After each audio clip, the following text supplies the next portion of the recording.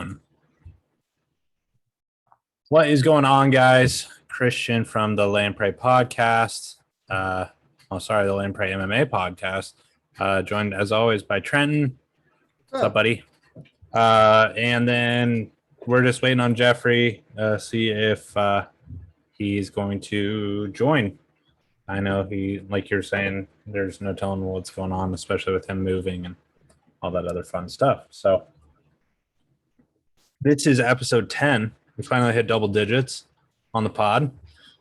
We took a break last week. We didn't do an episode because you guys were traveling. So just made sense to take a week break. But we're going to just real quick go over some of the fights from last week. We didn't do any preview or predictions again because we didn't do an episode.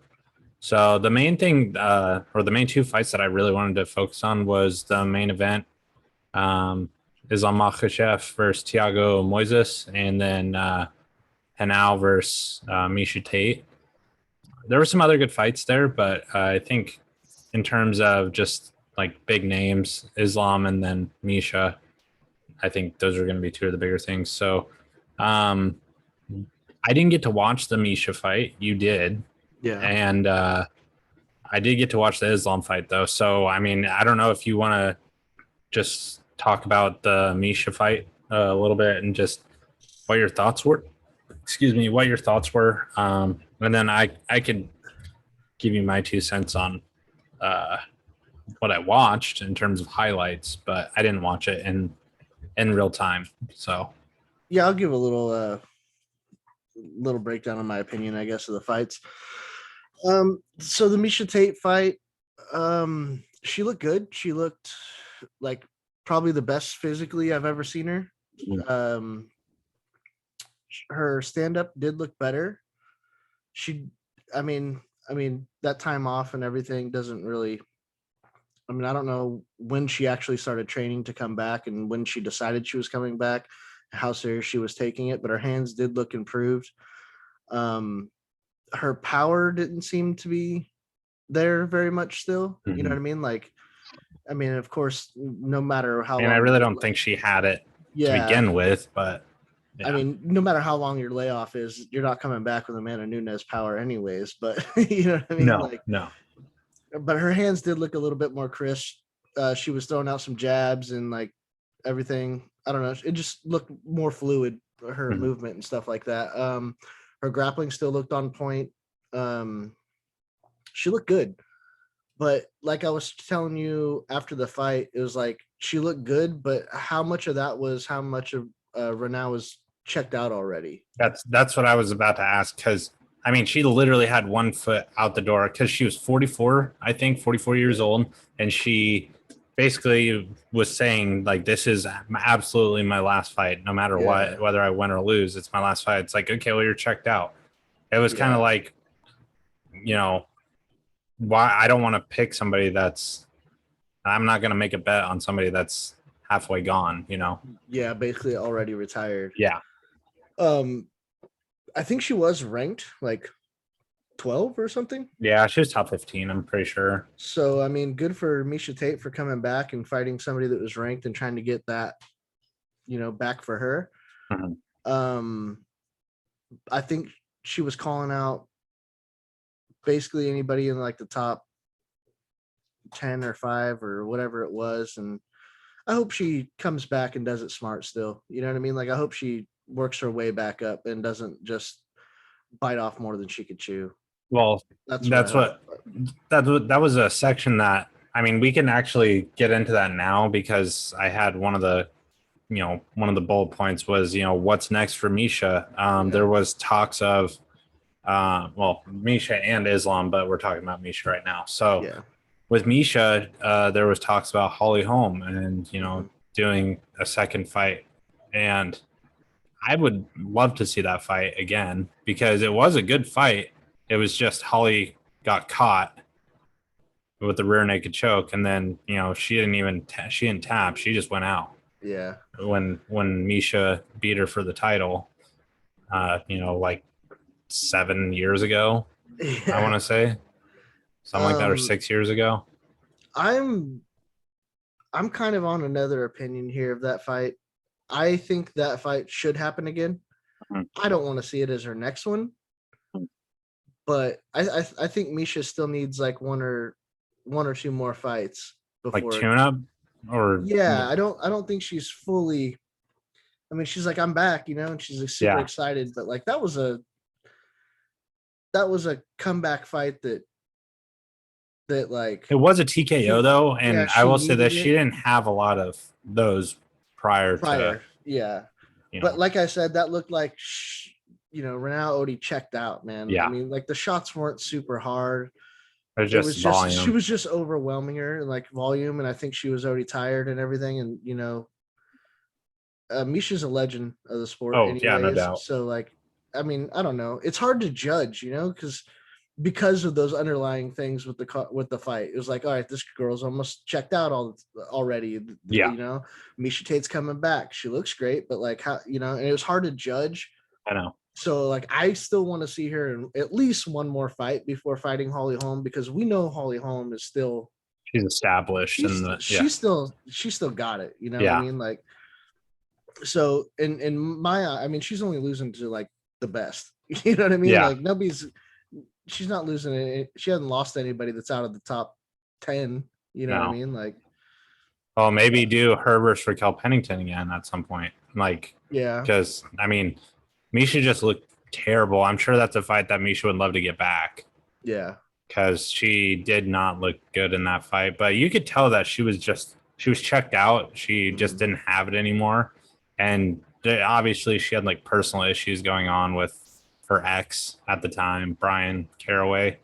And then she just wasn't happy. And she just got, her head knocked off her shoulders by Amanda in the fight prior. But I think, like you had said, in terms of like her physically, the way she looked was the best she had ever looked. And she's doing the training stuff with Sam Calavita, the same person that TJ's working with. Okay. TJ Dillishaw. So it doesn't surprise me that she, looks that good. Yeah. Because I mean it's science. Yeah. So yeah. And then other than that, I don't really have a specific name. There isn't anybody specifically because obviously we're gonna have to wait probably 3-4 months before, maybe another month or two, because it's not Miesha didn't take any damage really. Yeah, she came out pretty much unscathed from that fight. So like, I mean, I could see them announce it within the month, like of like who she's, got next or whatever. But they're probably gonna try to promote that one a little bit more or whatever, because she's back. She just got a TKO win, and she already said that she wants to be back on like a pay-per-view card. She's already like paid her dues, Yeah. So. Oh yeah, big time. She's a legend of the sport. Yeah. Like you're not gonna put Anderson Silva on the fucking early prelims. So no. And then next was Islam Makhachev versus Thiago Moises.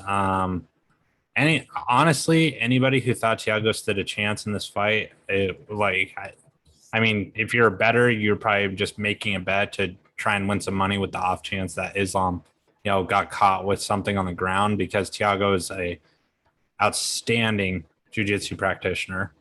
But from start to finish, Islam just looked like the superior fighter, whether it was standing, which obviously there weren't very many exchanges in terms of standing that I was like, oh, wow, this is a domination. It wasn't like Sean O'Malley versus Chris Matinho or anything, but he didn't look better standing, which doesn't surprise me because he's, BJJ guy that he fought.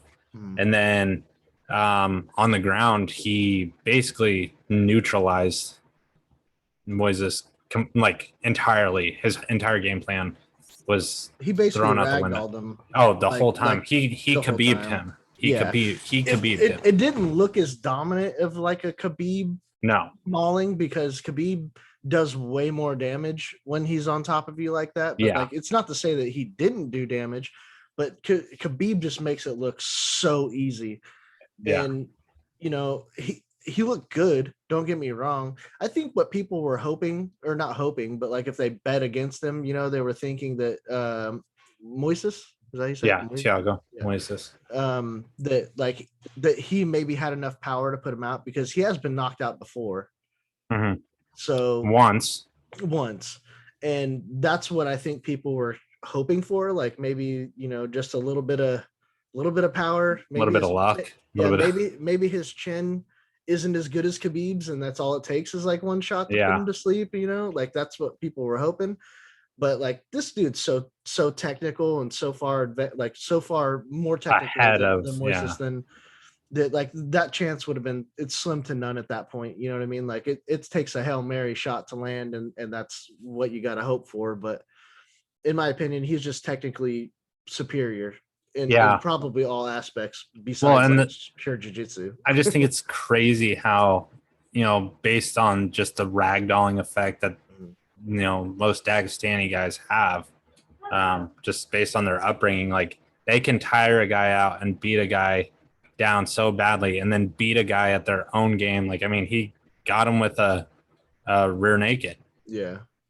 And was in a dominating position for most of the fight and was able to put him away. And I think Moises was, obviously Islam was a humble guy and, gave him his due and was very respectful. But you could tell that Moises was like very frustrated because that's what he's supposed to be doing to these guys, not the other way around. But for me, Islam's now in the top 10. He's number 9. And now it's, where does Islam go from here? Because he called out Beneil Dariush, he called out Tony Ferguson, which I would love to see him versus Tony, because we never got to see Khabib versus Tony. Yeah. So that's like the next best thing. Everybody's saying Islam is the next Khabib. Mm-hmm. So I'd love to see that. There were, he called out he Mike Chandler. Chandler, yeah. So, and that's, I don't want to see him versus Chandler, but I'm not gonna lie, dude. Like I'm high on Chandler. So am I. I think that fight with Charles Oliveira was like, he was winning, and then until he just got caught. He was winning until he wasn't. You know what I mean? I think that guy's the top of that division still. I don't think he's the, obviously he's not the champ, but I think he's top 4, top 3, top 4. I think he fights Dustin Poirier. I think he fights Gaethje. I think all those are tough, close fights for anybody in those, in that area. And I would be interested to see that fight, but I still think I don't want to see him. I don't want to see him fight. I still think he has to earn it. Like, I don't want to see him fight Islam because I'm worried that he'll lose to Islam. And I'm afraid he'll lose to Islam, and I'm also afraid that Islam would get knocked off his horse and he might just get slept, dude. Yeah. Chandler can sleep anybody at any moment. You know what I mean? He almost caught Charles Oliveira. So that fight could happen basically like 2 ways. You know what I mean? Like Makhachev comes in there and out wrestles Chandler and ragdolls him or something, something like that. And that's, that breaks my heart. Or Chandler could go out there and start Chandler, and then the hype train's gone too. You know? It's like, damn it. Either way you go, that fight sucks. Hopefully, I think the fight that makes the most sense is you put him against Tony. Yeah. I think so, because they could hype that fight up as like, this will probably be like Tony's last fight too. Khabib's homie, closing the chapter on the fight that should have happened with him. Tony, he's gonna play out the Khabib thing. Then in the promo, it's gonna be. Oh yeah, he'll talk shit about Khabib the whole time. Yeah, and then Islam will get irritated because he's got no balls and all this shit to fight him himself. And then so you're gonna have your little brother to. Yeah. So, we already see how that's playing out. I think that's the fight to make, probably. Yeah. That's the most entertaining. And the one also Tony Ferguson is probably close to his way out if he does not win that fight. Like, he's got to probably be. They're in talks with that dude for sure. But he doesn't win that he's lost like 4 or 5 in a row. Yeah, it's not good right now. Yeah. If they don't release him, he might be on a bigger losing streak than he was on the winning streak that he had. I know. That's not good. You know what I mean? I don't think it'll get that bad. I mean, 12 fight win streak's pretty good. The Yeah. UFC wouldn't let it get Yeah, that they bad. won't. I was exaggerating, I know. making a joke out of it, but still, I know, yeah. but still. Like, I mean, that'd be he's scary gotta to change think something if around. That dude needs a camp, is what he needs. Like a. he's got Big Bear, dude. He's got 10th Planet I Jiu-Jitsu with Eddie Bravo. I don't Edgy care. Brav. Edgy Brav. I feel like he's surrounded by yes men because he's a little off kilter in the head. He's crazy as like, fuck. Yeah. And off kilter mentally. Yeah, that's known as crazy as fuck, dude. So like that, I feel like he needs to in the best way possible, though. Yeah, not he's in a negative way. He's just out there. He's just different. He's like, I feel like in another lifetime, him and Diego Sanchez might have been really good friends. I'm sure there might be really good friends after they're done fighting. They're probably gonna be like best friends. Yeah. Go hang out with Joshua Fabia and Jesus. go do fucking upside down kicks to the head. Could you imagine like the training footage of those two together doing the weirdest shit you've ever seen? No, just yes, yes, yes. It'd be glorious. We missed out, didn't we? Yeah.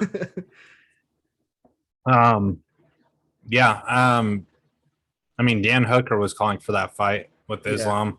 I think that's a good fight too. Yeah, but Islam doesn't want that fight. He's like, I don't want to fight a guy that's on a 2-fight skid. Yeah. And it's like, you just fought a guy, Thiago Moises, who's like 14th. I'm, in the top 10. So at this point, I'm higher ranked than you. You don't. It's kind of like you don't have any say in this because I'm higher ranked than you, and you're climbing your ranks, and I'm above you. And what I hate about this is Makhachev's bitching that none of these guys, they're all want to fight him. And nobody wants to fight me. This guy says, "I'll fight you right now. Let's." He's like, "Nah."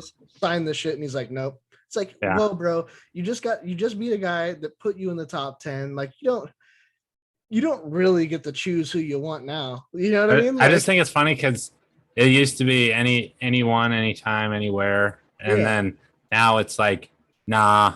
Well, he thinks he's got leverage now because he's in the top 10. Like, oh, no. Yeah, but you know who you got leverage with? The top 15. Those guys want a piece of you so they can be top 10. Nobody above you gives a fuck about you. That's how it always works. You know who just broke into the top 10, though, in 155? Conor Gillespie. Oh, yeah? That's awesome. I like him. Those guys wrestling each other would be nice. Yeah, but I don't. But Islam isn't gonna fight backwards either. No, but the fight to make is him versus Tony. I think so too. I think because that's the next book. Probably 5th. I think he's 6th. Yeah. In the top. So who you have is you've got Oliveira's your champ. Your number 1 is Dustin. Your number 2 is gotta be Chandler or Gaethje. No, Gaethje. Yeah. Your number 3, I think, is Chandler. Your number 4, I think, is RDA. Maybe. Oh, he called that RDA too. Yeah, RDA was another one. That's a good fight too, but I feel like he's. I think I'm saying it now. I'm calling it. He's gonna fight Tony Ferguson. We're good at making these guesses. I think he's gonna fight Tony Ferguson. I think that one makes the most sense. Yeah. But on another note, before we change the subject with that, the one thing that I'm impressed more with these Dagestani guys than like their technique and all that shit is their cardio. Those dudes are unparalleled in any they have. He wasn't even cardio fucking breathing hard, dude. That was weird. They're in the mountains, man. I mean, obviously they go to California and their bodies acclimate. Yeah, it's different, but still, from where they come from, it's like, fuck, dude, it's unbelievable. Their cardio is like so good. Like they barely breathe hard the whole fight. They go 5 rounds easy, and they're like interviewing. People have a full-on conversation with you. Yeah, it's like, what the fuck? They're having a full-on conversation. I deserve this. Interview. Like. Like, what happened to control your breathing and in your nose, out your mouth? Stop talking to him. And he's like, this is number 1 bullshit. I deserve this. Dudes are beasts, dude. I respect it. I mean, and then just kind of sticking in the lightweight division. First off, are you concluded with? Say, okay. Well, sticking in the lightweight division.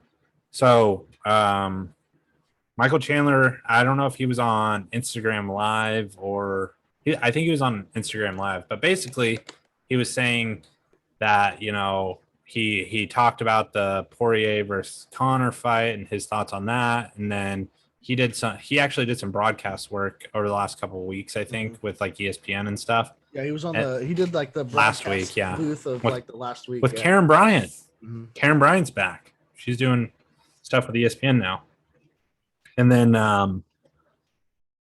let's see, he talked about Islam and basically said like it wouldn't make sense for him to fight Islam just because, he's trying to work his way back up to getting a title shot, which obviously he's trying to get a rematch eventually, or fight for a belt, not fight number 9. And then the person above him that he wants to fight is Justin Gaethje, but it sounds like Justin Gaethje has been offered the fight twice and has declined it twice.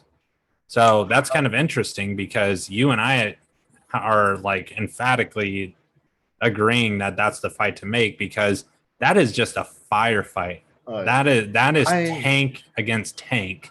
In my book, if you're Dana White or whoever, you open up the pocketbook and you just give them a little extra money to say, yeah, you know what I mean? Like, yeah, that fight needs to happen to open up that division. We need to get a clear. Gaethje hasn't fought since he lost to Khabib. Yeah, like it's at this point. By the time he fights again, it'll probably be almost 2 years since he fought. It's like, dude, you're not getting any younger. So what? Unless he's working his fucking ground game so hard, or something like trying to get back into wrestling instead of his stand-up so hard, which I don't know. Like, I don't know why you sit out that long. You know what I mean? Like, you can't hope for. He's not injured. At this point. I don't think he's injured, so I don't think it's an injury. At least I haven't heard anything. I don't really know. Yeah. Maybe he had little injuries and shit like that, and since he lost, he was like, let's get this shit taken. Well, he said that he would just ask for his release from the UFC if Conor McGregor got a title shot before he did. Yeah. So I mean, I guess it's kind of a good thing that Conor lost because. Yeah, that would be upsetting if we had to sacrifice Gaethje for Conor. I know, considering Conor is probably going to ride off in the sunset. At this point, as much as I love Conor, I'd rather sacrifice Conor for Gaethje. Yeah. You know what I mean? Like, I feel like the best days of Conor are probably behind us at this point. Yeah, but there's still fights with Gaethje I want to watch. Him versus Chandler. I'd love to see him versus Oliveira too, just because it would be an awkward style and they haven't fought each other. But you look those at leg it. Kicks with Oliveira, those little legs, he might hate that shit. Yeah, you know what I mean? Like, they might snap in half like a fucking destroy. yeah. And his takedown defense twig. is pretty fucking good too. I mean, of course, nobody's just really good against Khabib, but he's Khabib. That's different. That's a completely different story. But like that's the one thing that's so interesting. Like, who in the top 5 did Charles Oliveira beat? Like, he didn't beat Dustin. He didn't beat. I mean, he beat Michael, but T. Ferg was he beat Tony and then got his title shot. But it's like, well, that's kind of what happened with Gaethje too. At that point in Tony's he beat Michael Johnson, and Michael Johnson was in the top 10. I'm pretty sure at one point. Yeah, I just think at that level or whatever, where they were. Or where Tony Ferguson was, they're like, hey, if you can beat Tony Ferguson, you get a title shot. Mm-hmm. So you get Gaethje over here, he beats Tony Ferguson, title shot, and then Charles Oliveira beats Tony Ferguson and dominates him, and they're like, title shot. But Beneil Dariush, Tony Ferguson had one too many losses at that point, so Beneil didn't get that treatment. But the thing that stinks is at least Beneil Dariush is in the top 5 now. Yeah. Beneil's number 3. And is he 3? And Chandler's 4. That's right. I just saw a lightweight ranking. Okay. Like earlier today, I'm pretty sure. Because Beneil's that sleeper. Like, he's the dark horse of that division. I don't mean to like exclude him. Yeah. But when I think of top 5 in that division, he doesn't pop to my head. And but the thing is, that's what's scary. That's what's scary about him, though, is that he's a dark horse. I feel like everybody underestimates him. Yeah. Oh, I mean, us included. We underestimate him too. I mean, I thought he was going to rip Tony's leg off in that fight, and Tony just refused to tap. So, yeah. What you going to do? But then again, like I don't understand why Justin. Those fights don't really excite me though. Like I don't want to see Justin Gaethje versus Beneil. I don't want to see Chandler. Justin, I think Justin would. Yeah. It would either go one of two ways. Beneil would completely control it, grappling wise, or Justin would absolutely annihilate him on the feet. I agree. But that's how a lot of those fights in that division are right now. It's like, oh, this goes one of two ways. Like either this guy's going to do this or this guy's going to completely do that. Yeah. You know, like like you don't ever see like, oh, you know, Justin Gaethje he could sub him. Like nobody's ever thinking that, you know, like no, nobody's thinking that. So. I don't know. I really want that fight though, dude. I really want Gaethje versus Chandler. So hopefully it happens. I think we're going to get it. I think Gaethje understands what he brings to the table for the UFC and the fans, the excitement. Especially now that fans are back. Yeah. Yeah. And I think he's probably holding off for a bigger payday because that dude. Justin fights better with no crowd though. He fights smarter when there's no crowd. I think he hears he hears corner. Trevor. Yeah. He hears Trevor Whitman. And he listens. Yeah. And when there's a crowd and shit, that fool just fights balls to the wall. Yeah. Which still makes it exciting. Yeah, that's true. I just, obviously I like Justin Gaethje, so I'd rather see him win, even if it's against a guy that I like Michael Chandler. Yeah. So I'd want in that fight, I think I would pick Michael Chandler. Yeah, honestly, I don't know who I would choose, and I don't know who I want to win more. I like them both. I'm a huge fan of Gaethje. Yeah. And I'm becoming a huge fan of Chandler. It's funny because I hated Michael Chandler when he was in Bellator. Yeah. When it was on MTV and I used to watch him versus Eddie Alvarez. I was like, man, I want Eddie Alvarez to get his belt back. Yeah. And then I used to not like him either, but it was mostly because of all the banter. Well, he was a sore loser too. But he might be better than the UFC guys. Yeah. And I was always like, no fucking way. Right. And then he's finally here. And I'm like, okay. Yeah. He's on that level and he's exciting as shit. So now I want to see it, Yeah. I know. That's where it kind of went. So yeah. All right. I guess kind of getting back to we had brought up I had brought up TJ earlier. In terms of look at that cute. Do you see that cute little poodle? I do see it. See her? She got groomed yesterday, so yeah, she looks good. She's looking fresh. TJ was on Food Truck Diaries with Brendan Schaub and basically talked about how he USADA was on his ass big time because he tested positive for EPOs. He admitted to doing it. He didn't do what most athletes do and deny it. He admitted it. He admitted he was in the wrong. And then USADA went back and tested years worth of samples that he had provided of his blood and urine and all that stuff, just to double check and make sure that at no point was he doing other stuff, which obviously it was, it was in conclusion, they gathered that he was clean in all of his other fights, except for the Cejudo fight. Is there confirmation on that, or is that just stuff that he's spouting out? Because I saw that too, that he said that, but I didn't see anything that USADA saying like, hey, we went back and checked. USADA would not. No, I saw. Well, he reported that, but I've also seen that USADA had said that. Okay. So that's what I was wanting to know. Obviously, I know everything. There's stuff on the internet, which obviously not everything on the internet is true. So the articles that I've seen about USADA saying that they have done that is we don't. I mean, it's on the internet. It could be complete. I mean, they could have said anything, anyways. You know what I mean? They can say that. Being said, I feel like the way USADA is or whether it's USADA or the World Anti-Doping WADA, I think is the other one. So there's the United States and then there's the world. The WADA. Yeah, and the way that USADA does things, I don't think they would he wouldn't be back after 2 years. And if they found other shit, his ban would. Then he would probably get a lifetime ban. Yeah, is my guess, because EPO is probably one of the worst, in terms of the most significant drastic changes that it makes to your body. Yeah.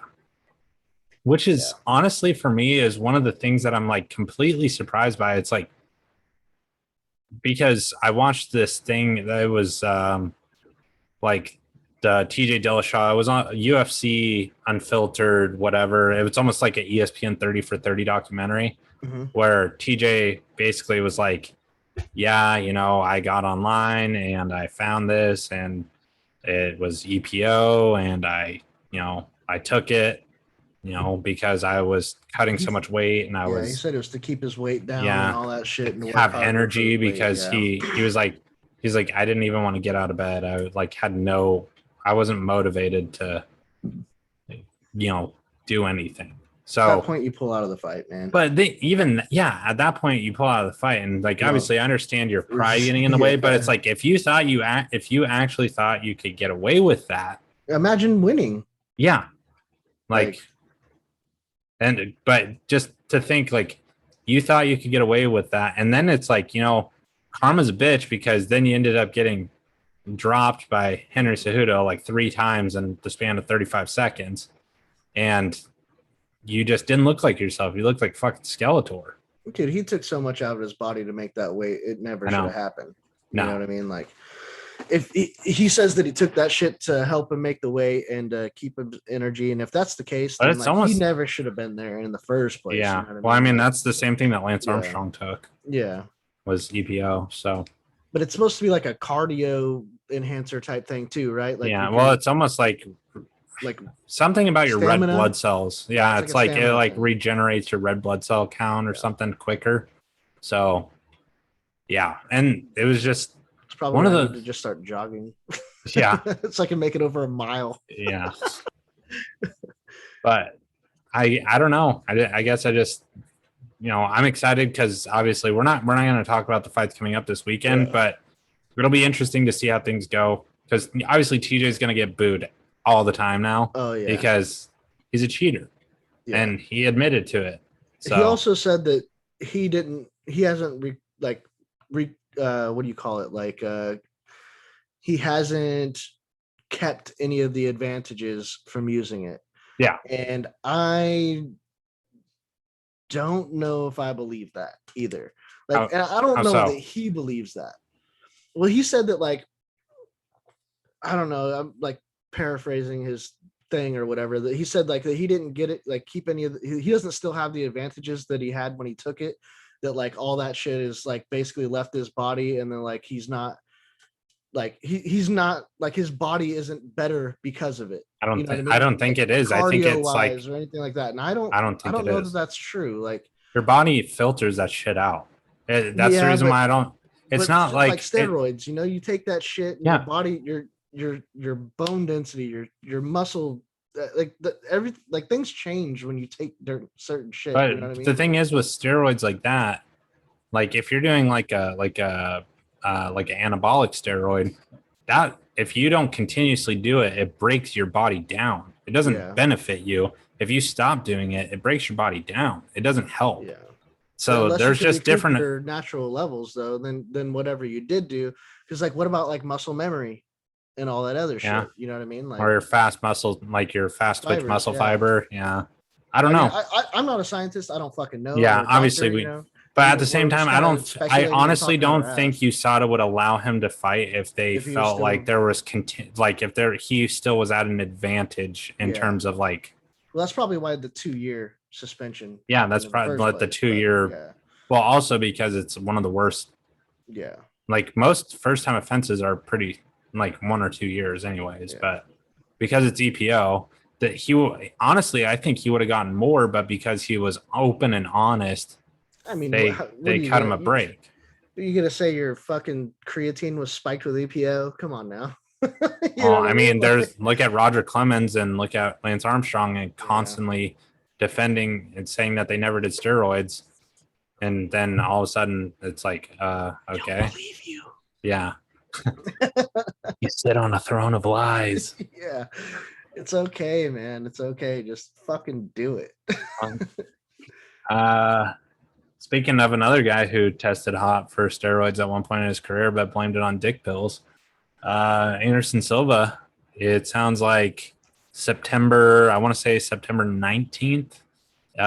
They're trying to schedule something between him and Logan Paul for our boxing match in Abu Dhabi.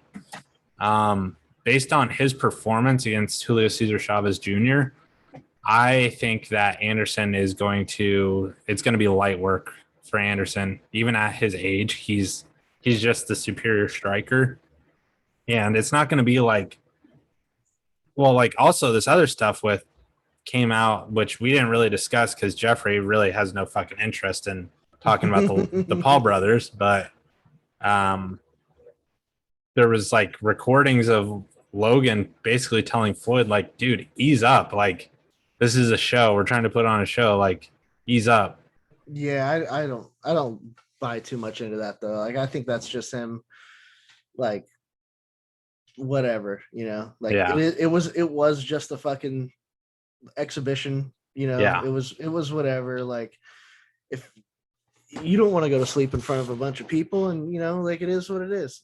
Fuck, it happens in boxing and UFC all the time. Yeah, So I don't think there was like a prior agreement, like, hey man, don't knock me out. I'm not gonna try to knock no, you not out. a prior agreement, but Logan in the middle of the fight is Yeah, just being like, dude, like, slow it down. I mean, I don't fucking blame him, man. I would too. Anything, you're just like, hey, bro, like, chill the fuck out. You know, you're trying to die. You're embarrassing the fuck out of me. Yeah, like, there's no judges. Chill the fuck out. Settle down, dude. Last 30 seconds for the rest of your life. So, like, also go back to the Anderson Silva thing. If it's a real boxing match and if it's not an exhibition, and all this stuff, and you can knock your opponent out. Yeah, I'm a little bit more into it. I probably won't buy it anyways. No, I'm not gonna buy it. Are you kidding me? No. But like, if they're gonna keep doing this shit, I hope they continue this road of going with better fighters or whatever.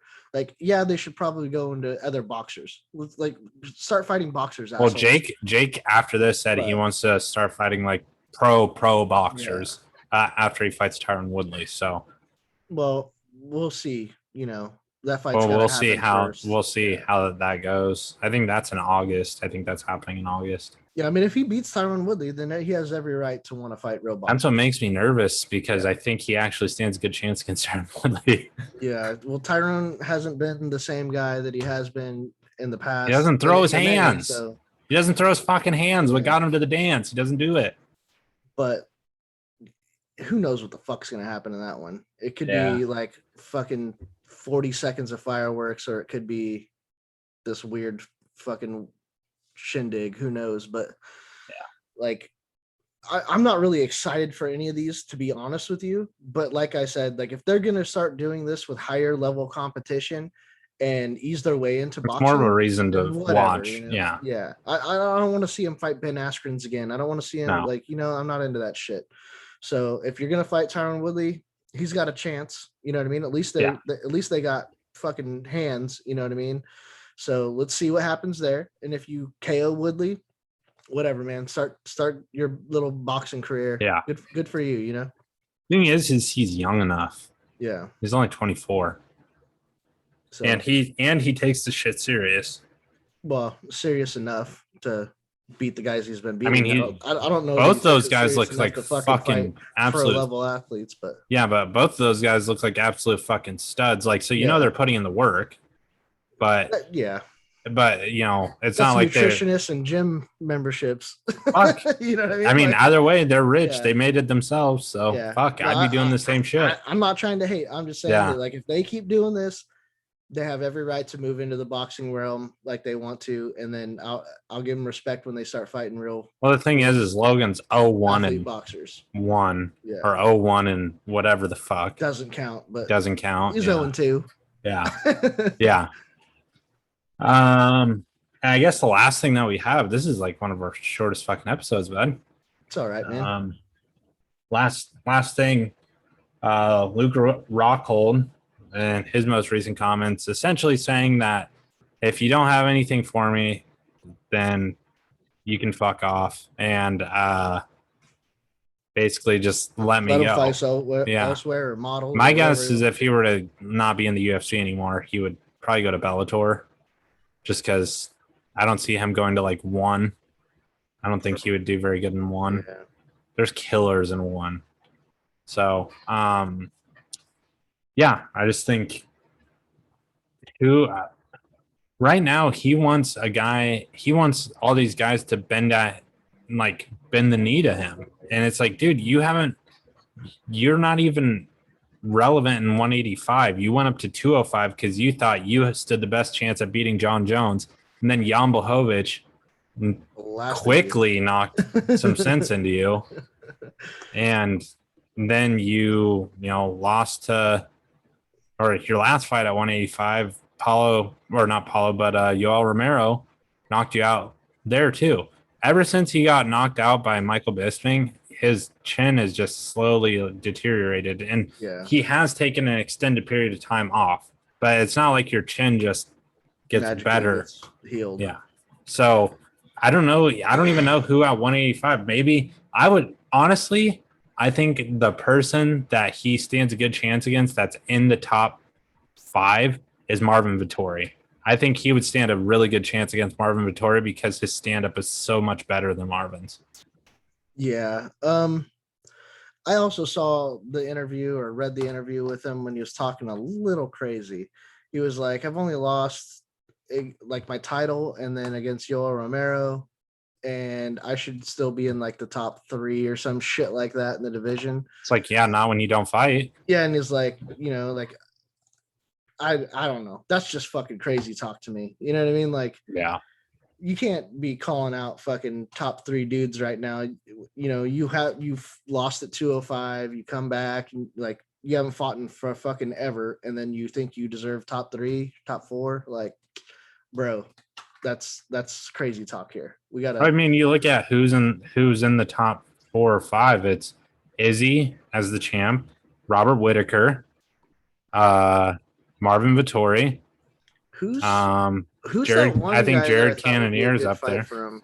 That like the Marquez guy, the guy that called out Miley Cyrus. Is it Emmanuel Marquez? No, that's a boxer. I'm trying to think of it. Something. I'm pretty sure it's Marquez though.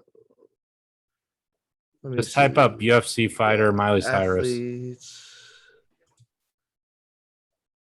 I'm gonna go with athletes, and then I'm gonna go on 185. That guy's not even in the top 15, I don't think. Is he not? I thought he was. Just Google UFC fighter Miley Cyrus, and you'll see whatever his name is. UFC.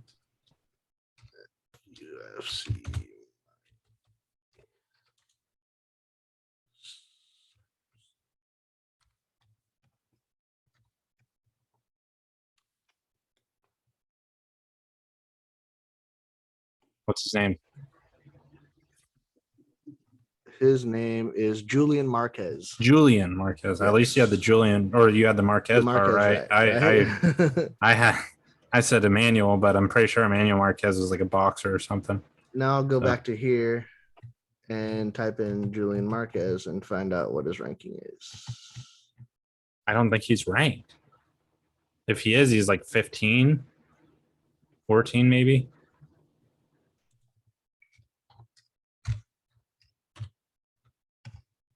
Oh, excuse me. Marquez, click athlete profile. Probably not ranked. It doesn't show it on here. That means he's not ranked. Yeah. Well, I mean, somebody like that, fight somebody like that, top 15 or top. In all honesty, that's pretty fucking offensive considering Nick's coming back and he's fighting Robbie Lawler. I mean, guess. Like that's kind of fucked up. Why don't you just have him come back and fight Chris Weidman after? I mean, he did lose to GSP and he did lose to Anderson Silva, but it wasn't like he got KO'd. Okay, let's look at 185. Okay, let's look at 185. How do you find the top 15 of like 185? I'm just Googling UFC 185 rankings 2021. Rankings 185. Yeah. Hey, I've got here. So middleweight. I mean, you can't You can't give him Chris Weidman because his leg's fucked. Okay, All right, you have dude. Brad Tavares, baby. Brad just fought. Yeah, well, he could heal up and come back. Your guy, dude. Khamzat Chimaev isn't even in the top 15. Dricus Duplessis is. How about Dricus Duplessis? That'd be a good fight. There you go. Yeah. Fuck, why not? The guy that you just named, Julian Marquez, is 32nd. That's the reason why you can't find him. He's all the way down. I thought he was ranked a little higher. No. What about Shabazian? Give him top 10. Edmund Shabazian? Yeah. That'd be a good one. Yeah. He's still kind of young too, right? Edmund? Yeah. He's I want to say now he's coming off of 2 losses. He got TKO'd by Derek Brunson and he lost to Jack Hermanson recently. Even better because so is fucking Rockhold. Yeah, that's a valid point. You know what I mean? Like, it's not like Rockhold is. Could you imagine if he? What if he came back and fought Darren Till? Darren Till's scheduled to fight Derek Brunson, or Jack Hermanson. Yeah, Jack Hermanson might be a good fight, but I think he said something about Hermanson not wanting any of him or something like that. I don't know. In the interview I saw.